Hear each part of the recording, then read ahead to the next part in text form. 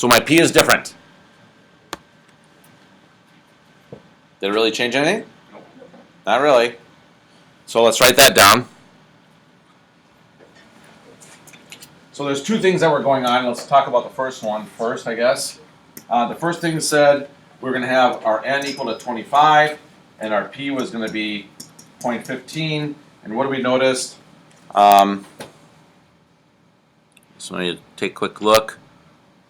Nope, still, in our case, approximately normal. So the shape still symmetric and approximately normal. I'm going to use A dot N to abbreviate. Our mu, if we're talking about our mu, so somebody look at the mu and the standard deviations. We got 0.146 and 0.069. 146.069. 146.069. So this was our mu of our sample and our standard deviation of our sample. And I'm going to compare this to when we do the distribution with the 50, of course, and that's why I'm doing that. And then the spread, if I'm looking at the spread, looked like I went from,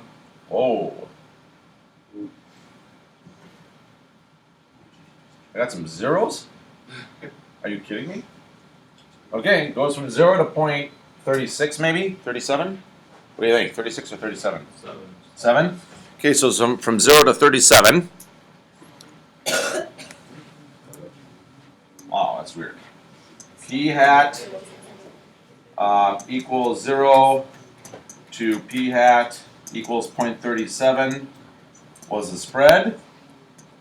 And now let's try it again. This time though, let's talk about what happens when we have our N equal to 50 and our P hat equal to 15 and see what happens in the applet.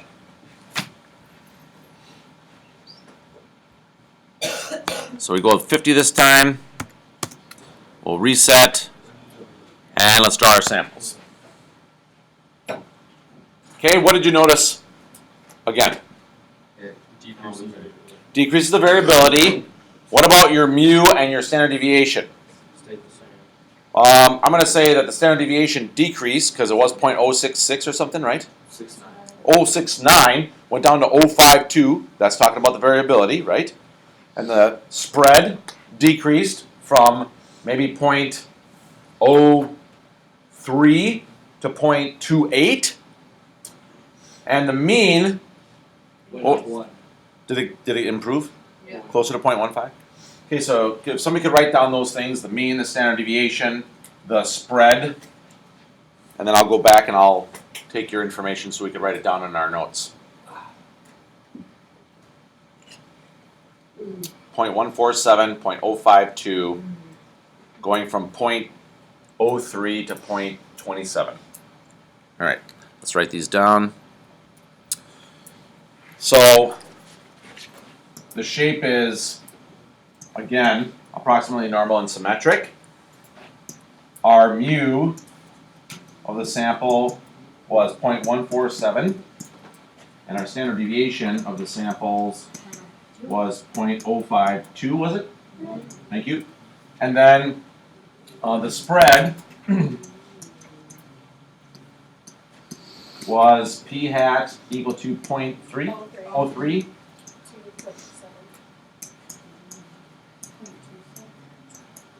To 0.27.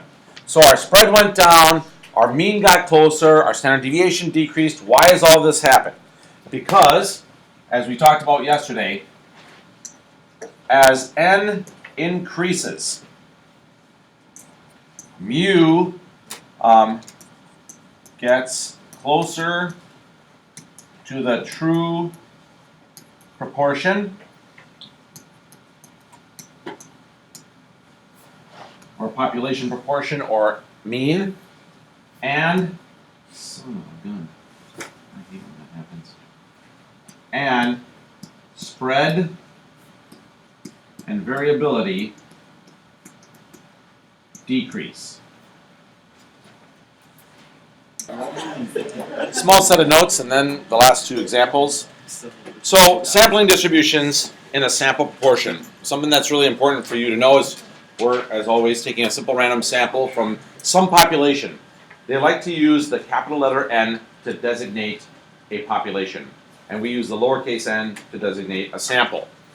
And p hat is going to be the sample proportion of your successes, just like we've talked about when we did the binomial and the geometric distributions. So the crazy thing is, the mean of your sampling distribution, like we just did in the applet, p hat, is the same as the population proportion. So when you do the samples, all of them, like we did, then you get the same proportion. And the standard deviation of the sampling distribution is p times 1 minus p all over n, which was similar to our Standard deviation. before that we did, right? When we're doing binomial and geometric stuff. And then the last thing is that they use this n less than or equal to 1/10 n. For the past 4 years, I've talked about it a different way, so I'm going to tell you my interpretation of this. My interpretation is down below here that the population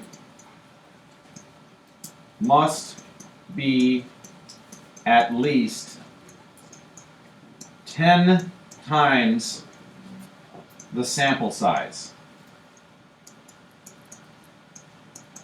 So if you're taking a sample of 50, that means your population has to be at least 500 in order for this to be true. And then down below, we also talk about the two qualifications that we talked about in the last chapter. One was that NP had to be greater than or equal to 10, and the other one was that N1 minus P has to be greater than or equal to 10. And we know, of course, that as our sample size increases N, that the sampling distribution of our P hat, our proportion, becomes approximately normal. Okay, so we have to check these two conditions to make sure that we have something approximately normal. That's the big idea. So in the green and the yellow highlight, we're checking for being approximately normal, so that we can use the fact that our mu is the same as our population proportion and that our standard deviation is the same as our population. Okay, moving on. Let's try an example.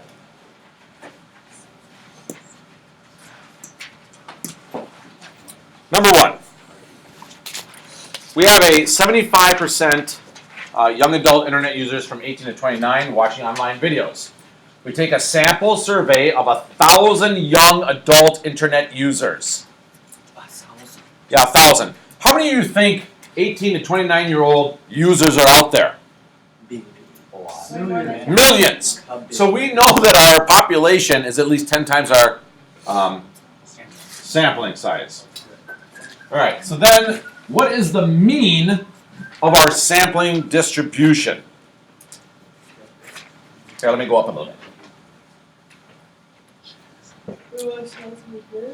I will. 1,000 times. No.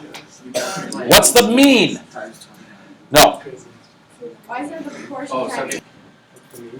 So the mean of our proportion is 0.75. Why?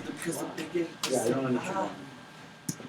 It's the same as the population.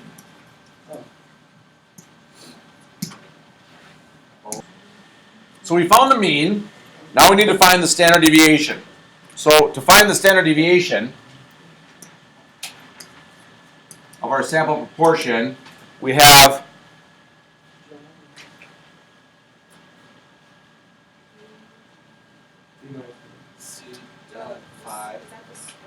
the square root n p no n p p Times 1 minus p. 1 minus p all over n. Okay, so in this case, our p was 0.75, right?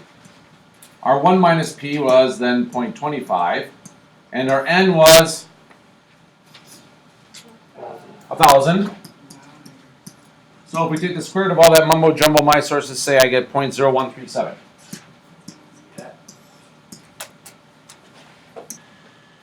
I'm going to say, was our sample was, yeah. There are more than 10,000 internet users ages, was it 19 to 29 or what was it? 18 to 29. Thank you, 18 to 29.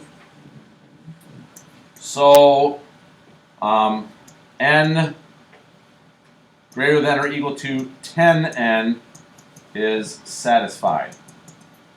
Notice how I wrote it differently. They have the little n is less than or equal to 1/10 of capital N. To me, that's thinking backwards. I like to say that the population is greater than or equal to 10 times the sample. They say that the sample is less than 1/10 of the population.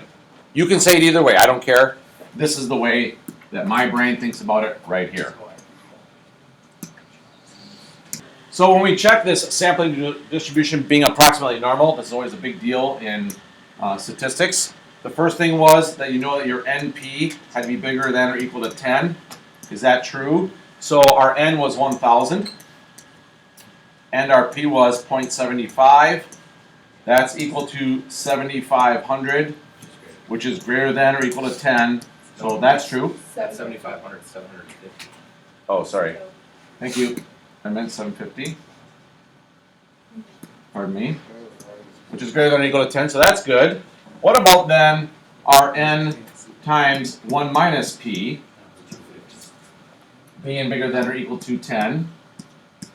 So that would be 1,000 times 0.25, which is 250, which is greater than or equal to 10.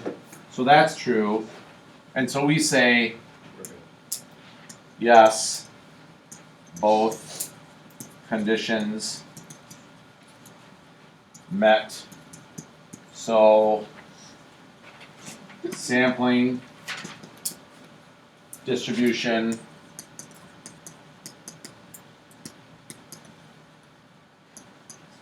should be approximately normal.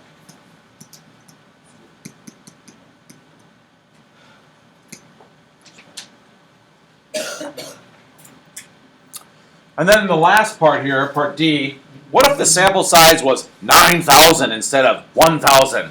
How does it change the sampling distribution of our p hat? Decreases variability. So as the n increases, our variability decreases. For us, this means specifically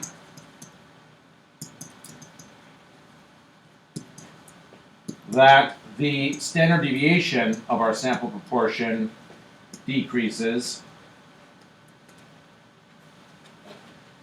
but note that the mean would be still, or I should say maybe just p hat would still be 0.75.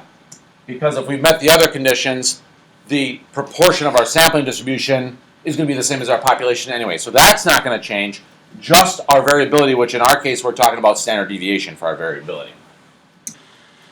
The superintendent